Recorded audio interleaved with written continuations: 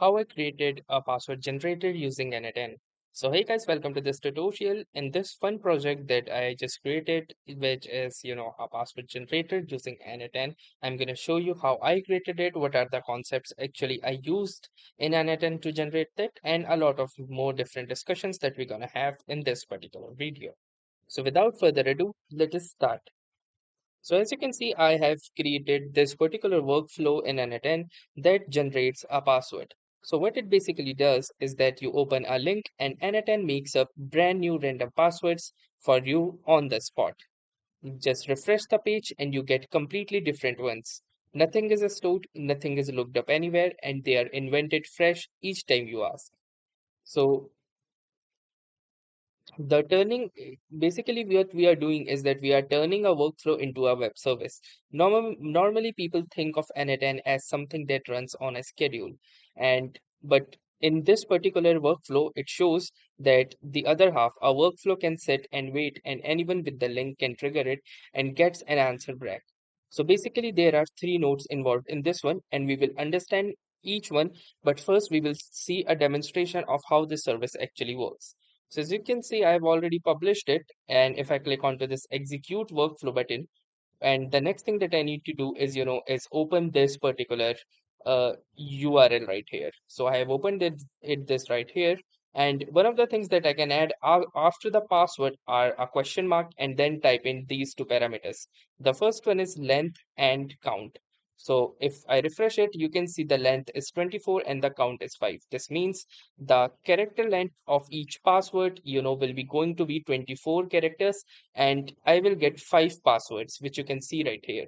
If I enable pretty font, you can see all of these 5 passwords, which I see right here.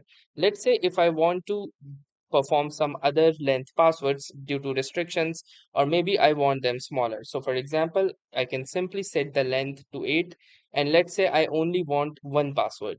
So I can simply edit the parameters and hit the enter button, and now you can see that the character length has been successfully changed to 8, and I just received one password. If I want more passwords, so for example, let's say 50 passwords, I can simply hit the enter button, and now you can see I will receive 50 passwords, each of 8 character length. Similarly, I can receive 50 passwords, each of 20 character length as well, which you can see in right here. So that's how easily this particular workflow works. So now let us try to understand all of the nodes that I made in this one. So the first node is a webhook node. So this is the link itself. Adding this node is what creates the actual address, the local host address that we used. It does not do anything on its own. It just sits right there listening. And the moment someone opens that address, the workflow starts running. Two things matter here are, the method, which is get, which is kind of normal open a page kind of request. That's why it works by simply typing the URL. And the response mode that you can see right here is using respond to webhook.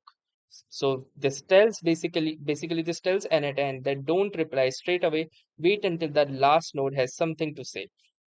The webhook also quietly grabs anything after the question mark in the address and phases it along with the query.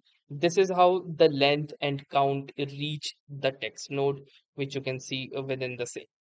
Now, apart from this, we will check this generate node that I created. So this is the only node doing the real work. It's like the brain of this particular workflow. It first reads the setting the visitor asked for, like we selected the length of the password and the password count, and it also clamps those numbers into a safe range so that nobody can request a 10,000 character password and tie up your machine. So then it builds up the alphabet it's allowed to draw from, like lowercase letters, uppercase letters, digits, and punctuations, unless you switch the symbol offs.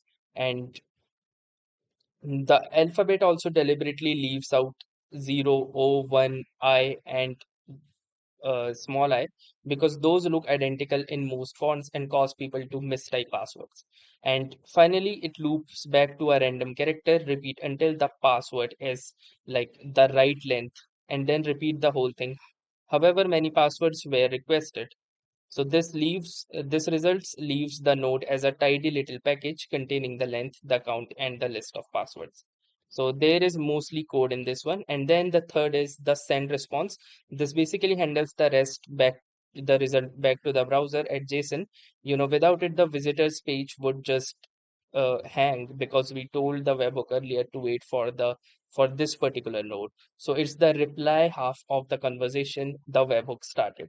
So the whole flow in one breath would someone look like that: someone opens the link, the webhook wakes up and passes along any particular settings that were here, and the code node rolls the dice and builds the passwords, and the respond nodes send them back to the browser and show them from start to finish in a few milliseconds that we saw.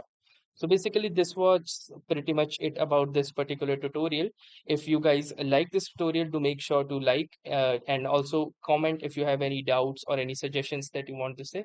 And also don't forget to subscribe to our YouTube channel for more such exciting and helpful video content. So that was all for this tutorial. Thanks for watching and have a nice day.